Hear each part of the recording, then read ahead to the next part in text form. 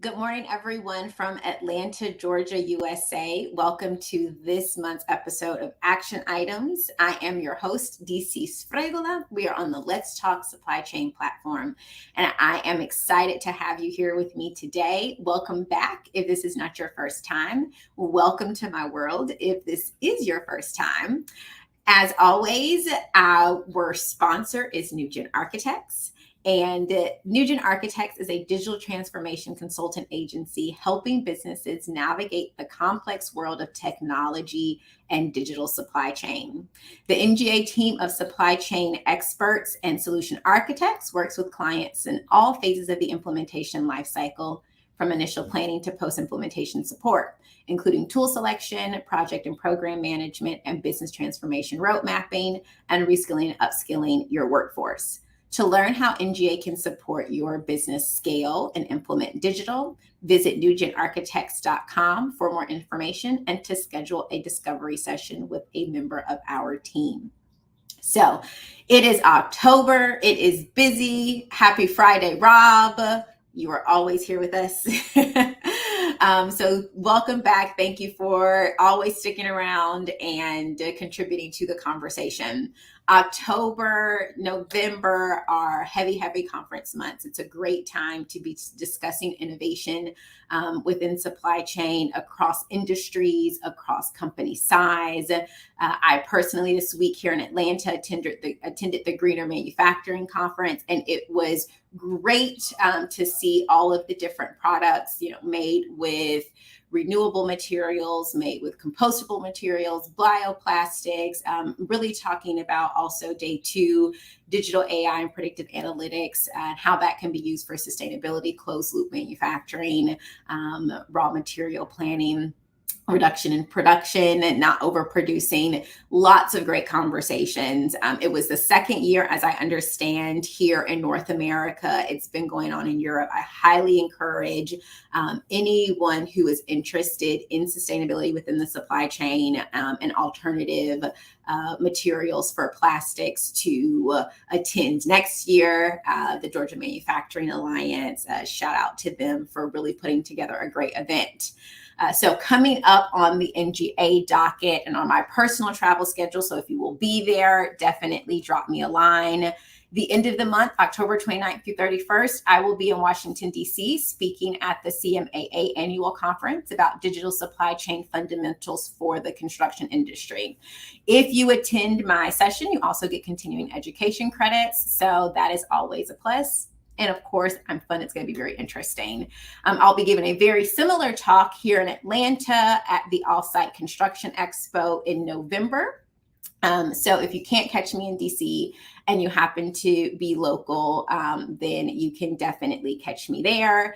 And you can register at Offsite Construction. I think it's offsiteconstructionexpo.com. Nicole, if you'll drop the link in case anyone is interested in checking that out, then we will see you there. So without further ado, I will bring up my guest for this month. And this has been a long time coming. I'm very excited about it. We have Klaus. Looks like we lost Michael. So his loss. Oh, no, there he is. Right in time. Speaking of the devil, both of you guys joining from Europe. So afternoon for you guys. Let's go ahead and get started. So tell us a little bit for anyone who doesn't know who you are. I guess it's, in my mind, it's like, who needs an introduction to these guys? But for anyone who doesn't know who you guys are, give a quick introduction, and then I would really like to understand. I mean, we're here to talk about this book, Tribal F's Up Digital. We're going to be talking about, I may or may not read all of these quotes that I have highlighted in my sticky notes. But I mean, we're talking about tribal processes and workflows and how that sabotages digital. We're also going to talk about a couple of studies. Why have you guys dedicated so much of your life's work, really? I mean, writing a book is not easy. Your life's work to really championing this cause and writing the book. And tell us a little bit about your background. Why don't you start, Klaus? Yeah, thanks for having us today, DC. Really great pleasure to be here. I'm almost 40 years in business, almost 30 years in supply chain, doing a lot of transformational stuff over the years. Lived through many waves and heights, and currently undergoing the Chat GPT, AI, ML, whatsoever technology hype again. Um, what triggered me to write the book is that there's so much around on investments in technology, yet I think it does not always yield the results that are expected. And there are, I think, a couple of more or less very simple reasons for this. And it was a kind of important thing to me to bring this up and to phrase my opinion, my viewpoint. And in Michael, I found a great co-author. I think we are very like-minded in the way how we see the world and in the experience that we have in various transformations. It was a great pleasure. It was a lot of work, but a great pleasure as well. What about you, Michael? Yeah, sure. Michael Ciatto. I read the supply chain service line as its CEO at Genpack, and DC. Obviously, we worked together at Berkeley, which was the company that we sold to Genpack. So we built a company out of 6 people in Atlanta, Georgia, on the premise of helping companies actually realize true business transformation with advanced planning tools, and that was a point of differentiation, for over a decade. And I think that when Klaus reached out to me and talked to me about this project, it hit home because there's so many companies today that call us up and say, hey, my team's just not any good. They're not adopting the tools. Can you give me 200 planners? Or, hey, can I outsource planning as a service? I know you at Next Gen Architects as well have started to provide supplemental resourcing. I feel like so many of the failure points start before you even start the project. And at the end of the day, like, executives end up blaming the software companies, the technology didn't do what they promised. I mean, of course, software companies are going to oversell in the sales cycle. Or they say like, hey, my team, my team, like, I oversold my fiance that I was only going to do one work call today. It's my 3rd work call, right? Yeah, and I apologize. Obviously, I'm on vacation in Italy, but I just feel like there's so many excuses after projects fail. And in 2015, Forbes did a study where 65% of projects were essentially failures. CFO Magazine did a study where 86% didn't hit the projected ROI. And everybody then goes back and says, the software oversold, my team didn't know what they were doing.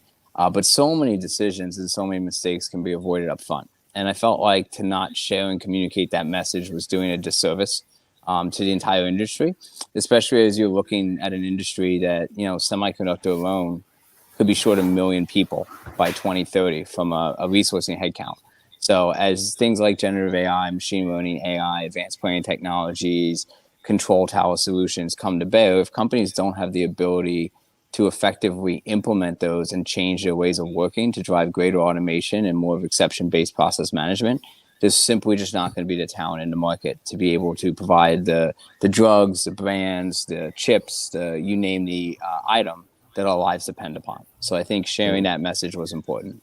Absolutely. Yeah. Go ahead, Klaus. And it's being in the consulting business is also a differentiator because there are, of course, many consultants around. And my strong impression is that not all of them really care about the sustainable success of a transformation, the effectiveness of a transformation. But I think this is what counts. I'm CEO of a consulting company, as you both are as well, MSC Solutions. And for us, it's imperative to guide the customer to success, to effectiveness of digital investments and digital transformation. And in this sense, the book is also a kind of differentiator to others because it really calls out what's important for us and what we think is important for the client. Absolutely. And there are a couple of things that I've written down here.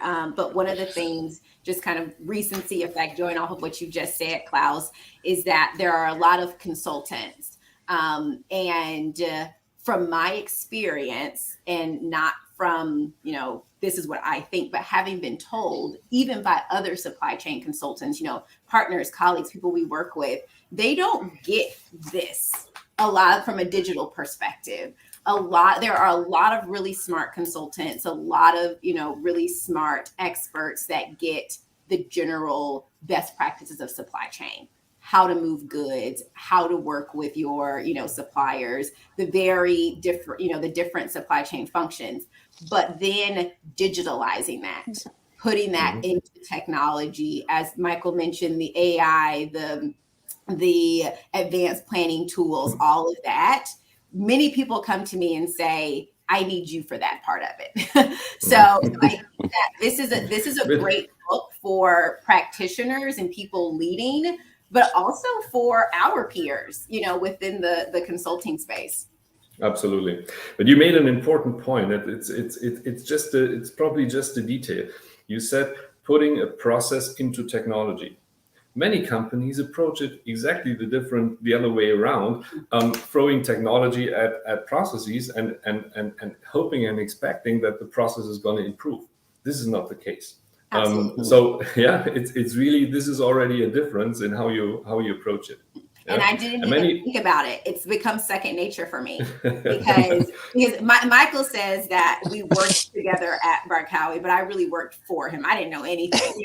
All of the stuff that he just said, when I started, I had no idea what all of those words meant.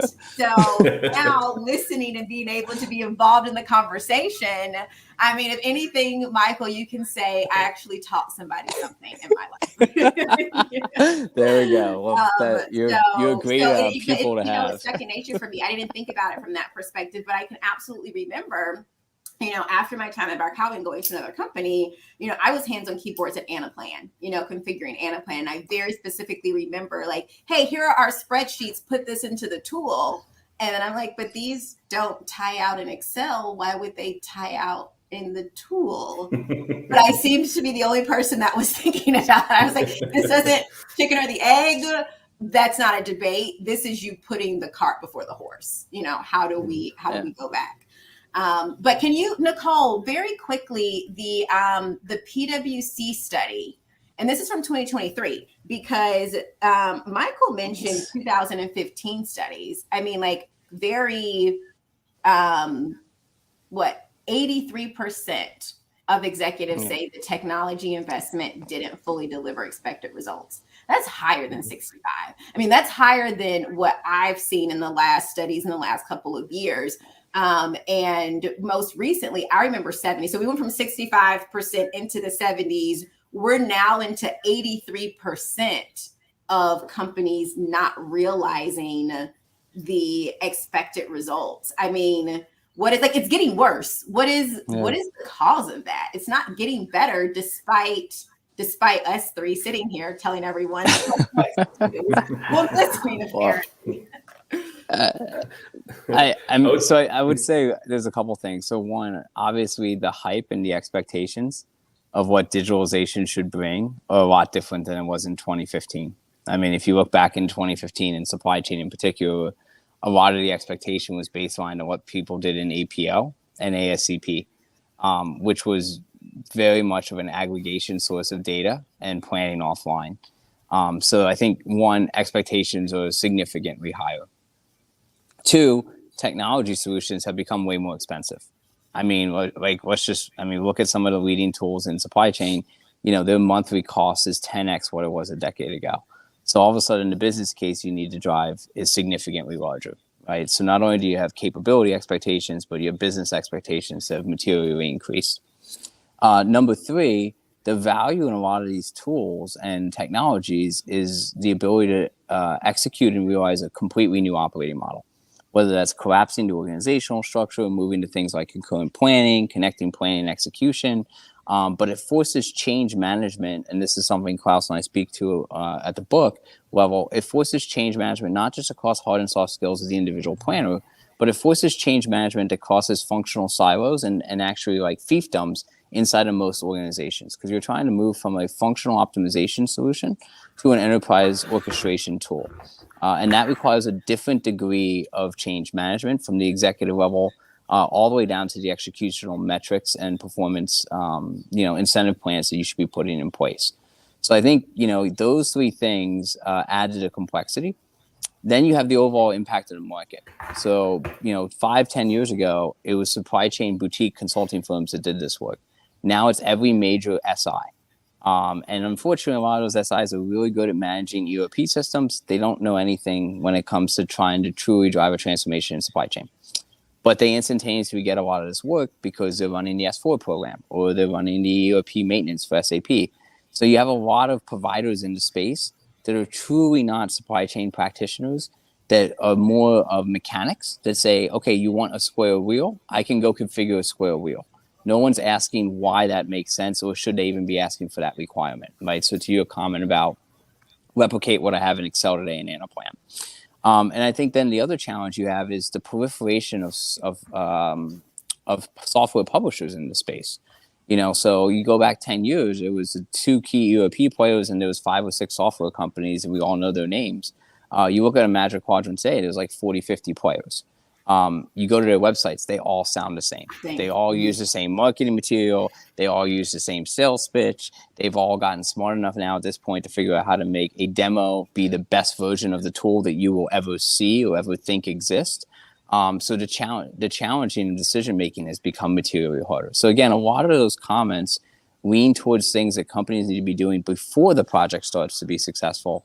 And unfortunately, a lot of the effort before the project starts is a procurement exercise.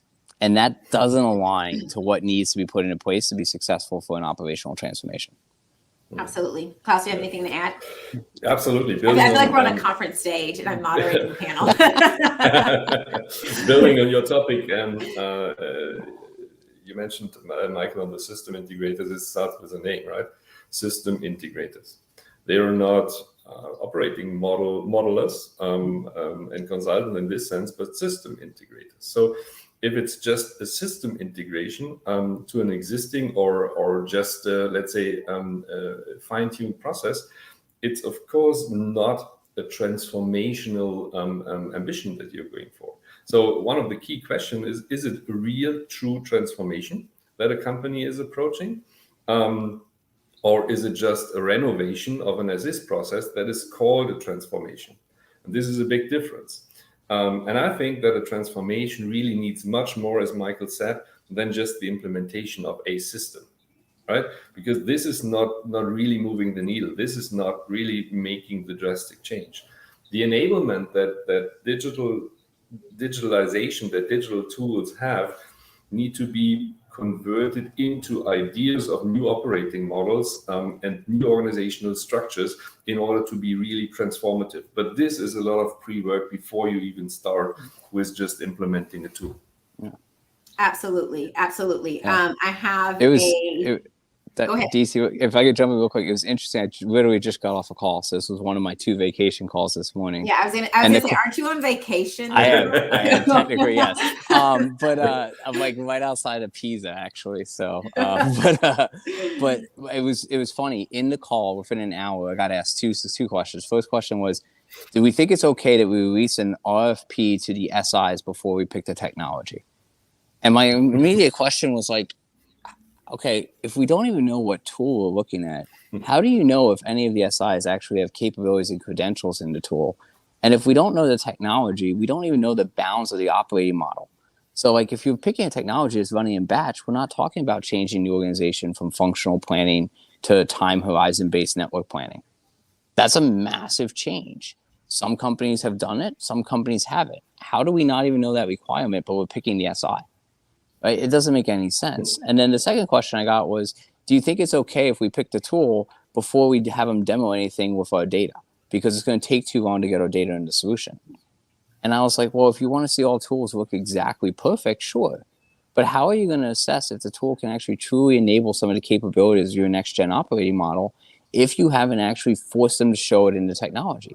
Some of these tools will take the data and ingest it and show it in 3 weeks because it's core product. Other tools, you're going to be doing development during the project.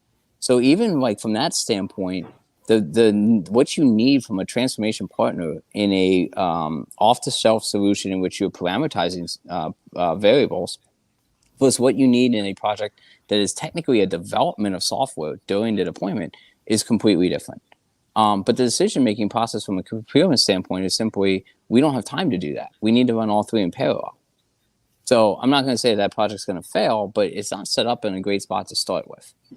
And that's what, so we have like 20 minutes left, and I'm looking at the comments come in, and I'm looking at the questions, and I'm thinking about my questions, and I'm like, this is a bad idea. This was not defined. The scope was not defined enough to go through. Because I mean, we can go into this forever and ever and ever, but that's the time aspect is something that I want to talk to, because yesterday I spoke with Bobby Ziner over at Advanced Biotechnologies, and he was talking about their, advanced planning, AI, IoT, all of this different stuff that they were doing at their organization within the manufacturing plant. And I just quite frankly asked him, I don't know if anyone else knows what you just talked about, the scale of what you just told us, but why did you take that on in a world where most of these technologies, as we see, are not providing the value?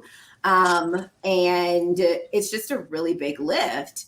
And he told me it's been 6.5 years. It's been 6.5 years, and they're not, I know the scale and the size of companies that you guys work with. They start at 40 million, they're at 200 million now in revenue. So we're not talking about a huge multinational. It's been 6.5 years. Yeah. So he said, I did it at GE. I know it can be done. So I just did it the right way under the expectation that you have to make time if it's going to actually provide the value. And he attributes their technology and the implementation to their growth from 40 million to 200 million in such a short amount of time. But I mean, 6.5 years, I don't know very many people. I don't want to say any, because that's a very absolute statement, but I don't know very many people who are like, yeah, the board's going to go for that. 6 years from now, we'll see the benefit. This is why it's so important to also influence the C-level. And this is definitely part of the target group that we are approaching with the book, because the C-level is told by software vendors, hey, it's just a piece of cake, take our software and it's done and dusted. 10 weeks, you're up and running. You'll see value. 13 weeks, I got you. All this bullshit, it takes longer than expected. It's much more expensive than the C-level might want to.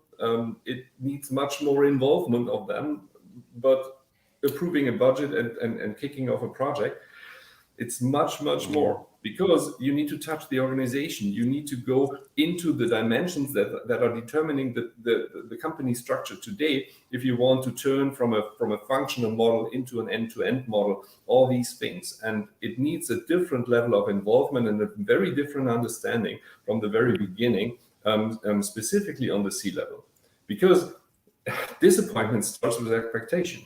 All these studies do not say that X%, 70, 83, whatsoever of those digitalization initiatives are failing. The statement is not they fail. The statement is they don't achieve the expected results. Right. So and disappointment always starts with the expectations. So manage the expectations on the sponsor level, on the C level straight away, and explain why it needs to be addressed differently and why it takes longer. But this is crucial. This is important to really get into a transformation mode. Yeah, I think that's the challenge. Is we had a lot of really great successes during COVID, but the difference was like the CFOs, CEOs were present, because they're like, I'm having to decommit to the street. I'm having to pull back guidance, not because I don't know if the demand's there, but because I have no understanding if the supply supportability or feasibility exists. So a lot of those programs were successful, and there was an agreement that there was going to be stamina needed, right? They looked at it and they said, our house is on fire. We're going to invest in staff augmentation. We're going to invest in different strategies. So my current team can work on the business. I can pull some of my A players away to work, my current team works in the business. I can pull some A players away to work on the business and truly think about how we want to operate next. And there was all this loss of revenue and revenue leakage that could be tied to the business case. So you could make longer investments. You could do some of these things around staff augmentation. You could take more time. I think when we lost a little bit that over the last kind of 12 months, I'm starting to see everything's going back to, well, build me a case on just inventory rationalization. Yeah, like just build me a case on inventory rationalization, right? Or build me a case on improved capacity utilization by 3 or 5%.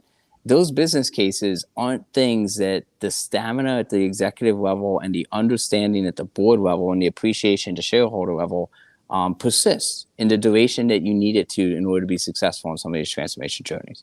So I think a lot of it comes back to pre-setting the expectations, but also, the companies that we see most successful, come out and say, we're going to define a strategy.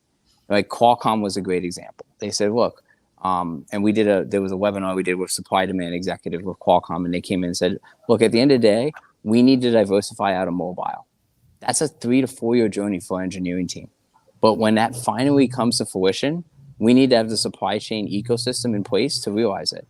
So it's fine to spend a bunch of money on that because that's not a $5 million bet. That's a $10, $15 billion bet of market diversification. And until companies really look at supply chain as something that drives differentiation in their ability to execute to market and their customer experience with regards to brand loyalty and market share increase, and stop looking at it as a necessary evil to get what they engineer or what they market or what they brand to the consumers, that shift from value versus cost focus makes it very hard to have the stamina to push back and say, no, if I'm going to change 2,500 planners and the way they do their job day in, day out, that's not an 18-month project, right? Because it just simply isn't. And I think that's the challenge the industry has persistently faced. And then there's a bit of a race to the bottom, right? Every software company wants to make sure they're not excluded because their timeline's too long, right? There's a perception that long timeline means software is immature. So something that used to be 2 years ago now, all of a sudden people are quoting 12 months. Well, what changed? Right? The level of integration required is still the same. The number of people you need to change is still the same. The executive alignment you need to get is the same. The data still hasn't been cleaned. Right? So you just have 12 additional months of bad data. So nothing's changed. Nothing has really changed. You still need to drive alignment across brands or regions or business units. You still need to look at a new strategy with centralization and localization because you should be able to centralize more and more and more with the advances in compute technology. So if anything, it's gotten more complicated, but suddenly the timeline's half of what it was 4 years ago. Right. And I think that becomes another big issue. Yes. Yeah. I want to highlight a couple of comments. So Arthur said from the tech company perspective, a big part of this sustainable growth, what we were talking about that earlier, is about making sure the change has a long-term positive impact, measurable, and as we mentioned, according to the business expectations toward the tool, which I think we talked about or touched on it, and maybe it wasn't in this conversation. Maybe it's just me, repeating everything the same time. but those system integrators, the technology vendors, and I always say the tool not meeting the business expectations is often because, as Klaus, said, they're not operating monolithists. They're system integrators. And the business doesn't get that a lot of times. They think, I'm going to tell the system integrator what it is, and they're just going to build it, and then it's just going to make sense. Because I've been working here for 4 years, and I get it. So you should also get it in the 13 weeks that you're going to build it out for me.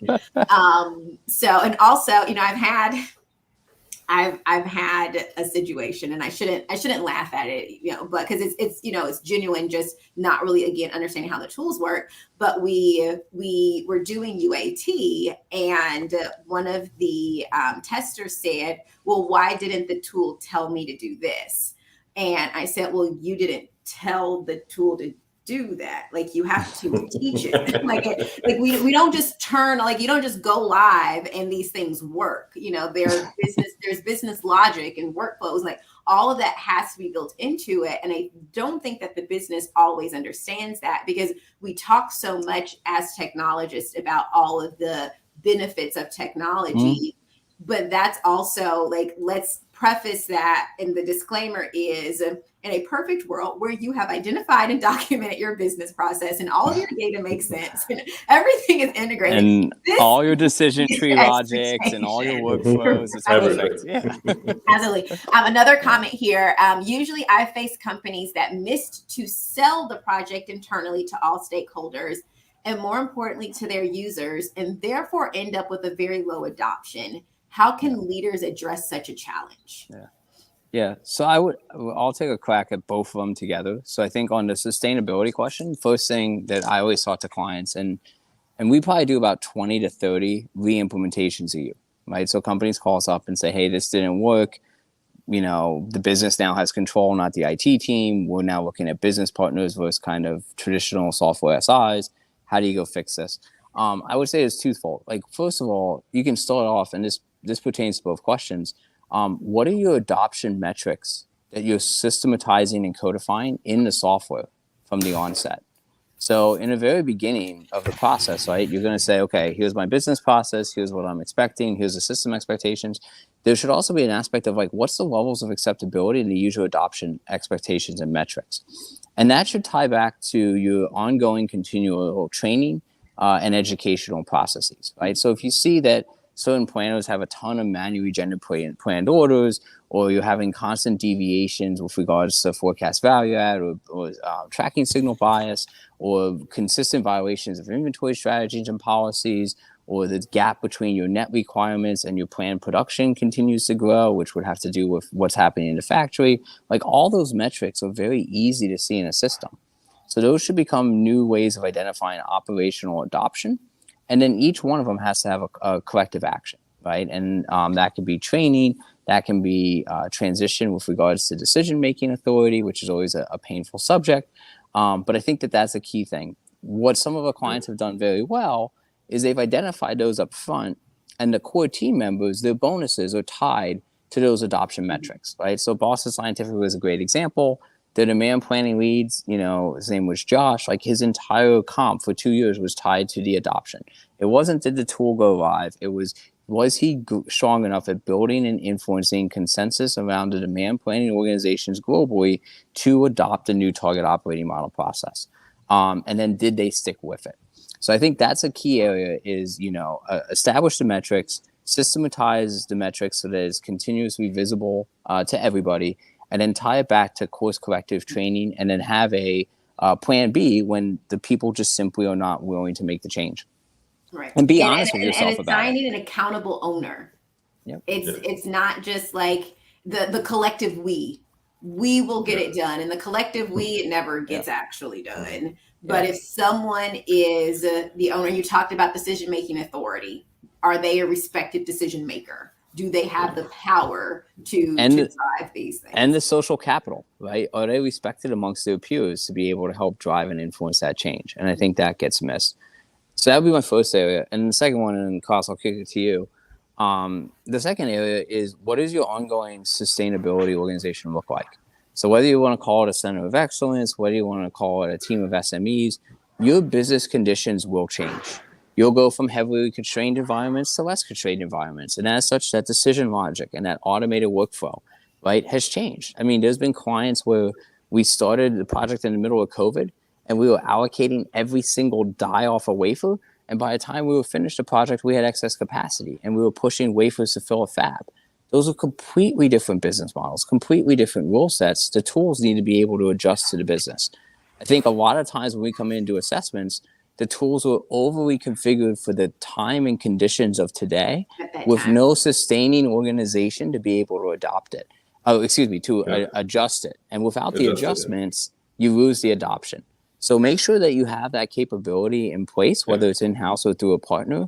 But there should be people in that organization that we consider the change evangelists, who every day are going to the users and saying, what do you not like about the tool? What would be the next great thing? Like, if you don't have a backlog of 200 to 300 enhancements consistently across process and technology and analytics that you're consistently monitoring and rolling out, you are going to eventually see that value creepage and that drop off will you get to the point of like, do I need to do a re-implementation or do I need to do another technology switch? That's generally in that 3 to 5 year range, and then it gets stress tested in that 5 to 7 year range. In my opinion, it's completely avoidable. Like most of the re-implementations we do are because of failure to drive adoption, right? A lack of consistent ability to enhance and upgrade the platform as well as the process. And then just a general misunderstanding of how to use what was configured, because the people who made those decisions today are no longer with the company. And I think that's a realistic nature with the tightness of talent, that the people who are really good that you're putting on these transformation projects, they're going to get promoted within a year of the transformation project going live, or they're going to leave because they're going to get paid a lot more money by the market. So do you have sustainability and continuity in the organizational structure? Because then you almost kind of end up back in that tribal knowledge where the person who led it, they also have tribal knowledge, you know. And when we talk about tribal workflows and tribal knowledge, a lot of times we think about, you know, that one person who has this one, like something comes in and it didn't go the way they wanted to, but they know that this material behaves in this certain way. So it's like, that's that one little off. But we forget about the people who were the system admins. They were the super users. They were the evangelists. And, you know, to your point, Michael, that skill set is highly valuable in the market. And I don't think a lot of companies plan for, we just lost our key resource that knew everything about the implementation, that knew everything about the tool. And that's a really big reason and a way that you end up in 2020 with SAP version 2006. And like, SAP told us they're actually not going to support this anymore. And we have no. But there's also another aspect that is important in what Michael said. It's if you approach digitalization, digital transformation as a project with a start and an end. And at the end, you think, I'm done. I digitalized. Did it. Yay. Right. You will fall back quickly because the business is changing quickly. The surrounding conditions, the environment is changing, and you need to keep it up to date. Otherwise, new tribal processes will establish by their own. Will emerge straight away. And we are coming up, not like at the end in 2 minutes, but at close enough to the end to where I have not done my audience justice and shared action items throughout, you know, the show. So of course, in the spirit of action items, we are talking about a lot. We're throwing a lot out at you guys. But I mean, the action item is really go buy the book. Go buy the book. The first action item is read the book. The second item is tell other people to read the book. Share the book with your team, with your boss, with your friends, with everyone you know. And the third action item is to go to, I have it here, page 34. But 34, 35, you guys have identified 3 types of tribal workflows. So camouflage tribal workflows, broken tribal workflows, and blind spot tribal workflows. And I spent a lot of time just going through this, starring a lot of stuff, underlining a lot of stuff, which are, you know, all things that I already knew. But a lot of times we just read it, it's presented in a different way, and it makes sense in a way to communicate it to someone who doesn't know. So conduct a tribal litmus test with your team. And then action item number 4, once you read the book, once you watch this episode and share this episode, if you already have an implementation plan, go do it again. Just I'm going to assume that it does not include all the stuff that we just talked about, or created in mind with all of the things that we've discussed here. So I guess action item number 5 is to like bookmark this episode and also share that. And it's probably just part 1, right? Yes, that's part 1. And then Nicole, I don't know if we found the link to Amazon to be able to, you know, if we can throw it in the comments. Otherwise, Amazon, we know. Is there an audiobook version? Not yet. not yet. Klaus, are you going to narrate that? It's hardcover. I don't promise anything. Oh, Michael narrated. I pulled Michael once into this drama. I can't promise this right now. Another comment from Arthur. Great. We've had companies with heavy usage of our BPM solution, but very few champions driving the change. So that just goes along, with what we were talking about.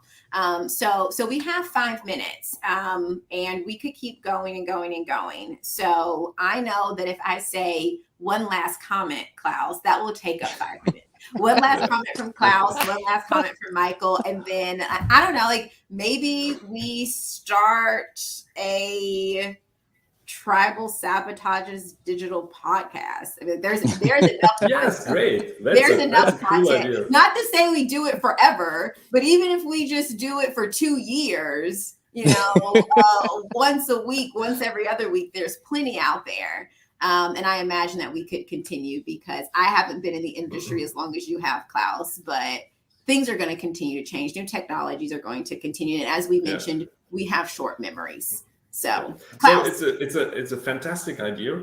If you go for this tribal podcast, I promise to make an audio version as a deal. Is that okay? Okay, that's not where I was going with that. I wasn't putting the onus on me. The collective we, so that it never gets done. Okay. So the greatest feedback that I got on the book so far was a CIO that came back and said, I read the book, I found it great, I gave it to my CEO, and a week after, I saw it on all of the C-level and senior leadership's desks, because it apparently was important enough to kind of be mind-changing for the leadership in order to go for real transformation. That's I think something that is close to what we wanted to achieve with launching the book, and I'm really thank you for the podcast, for the opportunity to talk about that, and I can just encourage. You'll find me on LinkedIn. You'll find the book on Amazon, and I'm always approachable from anyone and anywhere. So if there's anyone out there who wants to have a chat on specific topics, more than happy to do so.